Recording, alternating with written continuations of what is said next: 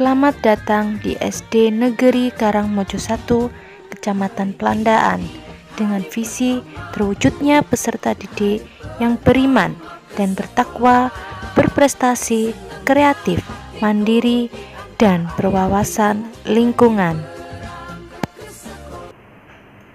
Assalamualaikum warahmatullahi wabarakatuh.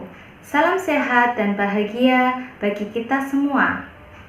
Saya Afini Haya, guru kelas SD Negeri Karangmojo 1, Kecamatan Pelandaan, Kabupaten Jombang, Provinsi Jawa Timur.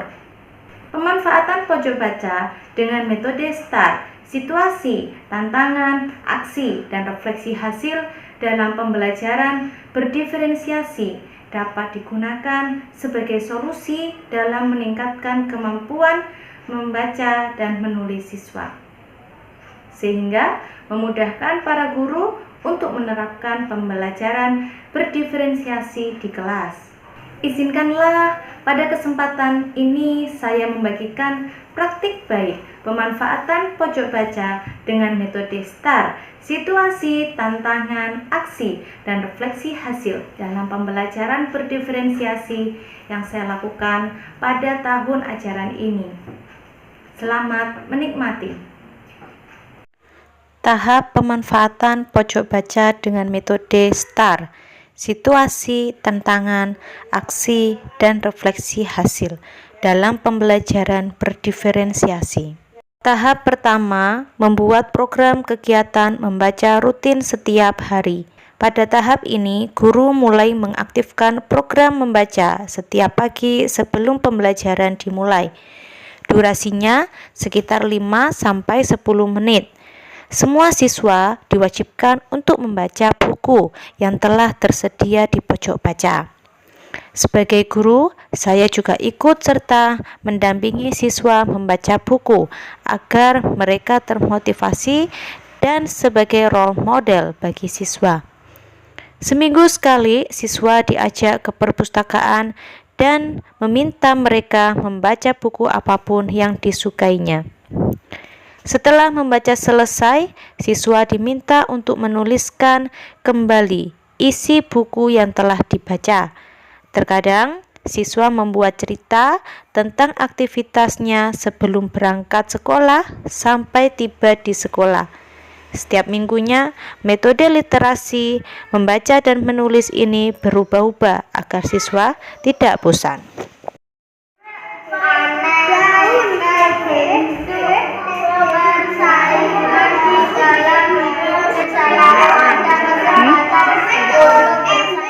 Tahap kedua, membuat pojok baca yang menarik. Pojok baca dibuat di bagian pojok belakang kelas. Pojok baca dihias semenarik mungkin agar siswa merasa nyaman dan betah berada di pojok baca. Area sekitar pojok baca juga disediakan beberapa media pembelajaran yang sesuai dengan capaian pembelajaran di fase A. Buku-buku bacaan diambilkan dari perpustakaan sekolah yang sesuai dengan karakter siswa kelas 1. Misalnya, buku cerita bergambar, buku dongeng, komik, dan lain sebagainya. Tahap ketiga, menyediakan buku bacaan yang variatif. Untuk menyediakan buku yang variatif dapat diambilkan beberapa buku dari perpustakaan. Setiap minggunya, buku bacaan yang tersedia akan diganti dengan judul buku yang berbeda. Harapannya, siswa senang dan tertarik sehingga dapat meningkatkan minat membaca dan menulis siswa, serta melatih siswa untuk membaca di perpustakaan. Untuk meningkatkan kemampuan membaca dan menulis siswa, maka diperlukan sumber daya yang mendukung tercapainya tujuan yang ditetapkan. Sumber daya yang dibutuhkan dalam menjalankan langkah dan strategi pemanfaatan pojok baca dengan metode STAR, situasi, tantangan, aksi, refleksi, hasil, adalah sumber daya non-personal yang meliputi program sekolah, kurikulum, dan lainnya. Sumber daya manusia yang meliputi guru dan peserta didik.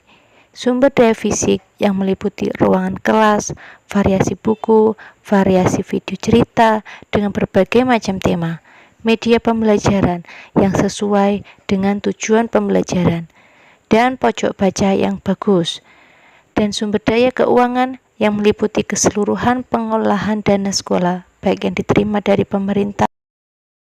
Pemanfaatan pojok baca harus dilakukan secara kontinu sampai fase selanjutnya. Setelah diterapkan pemanfaatan pojok baca, kemampuan membaca dan menulis siswa meningkat. Hal ini terlihat dari siswa-siswi dapat menjawab pertanyaan dari guru tentang buku yang dibaca dengan benar dengan persentase di atas 80%. Siswa juga dapat menuliskan dengan pemahamannya masing-masing dari buku bacaan yang dibacanya. Minat baca siswa juga meningkat.